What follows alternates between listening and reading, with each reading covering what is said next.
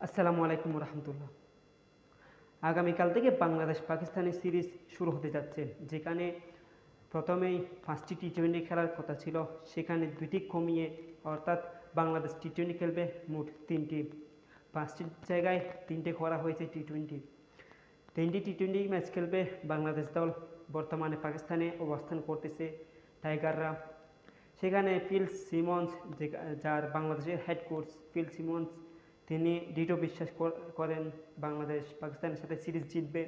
তবে সেটা কতটা আত্মবিশ্বাসী সেটা আগামীকালকেই বোঝা যাবে, কারণ আমরা দু একদিন আগে দেখছিলাম যেখানে বাংলাদেশ সংযুক্ত আরব আমিরাতের সাথে সিরিজ হেরেছিল।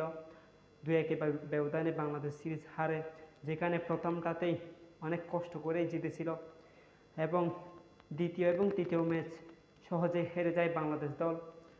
তো সেখান থেকেই ছোটো দলের সাথে হেরে হয়তো ভেঙে গিয়েছিল মন মানসিকতা।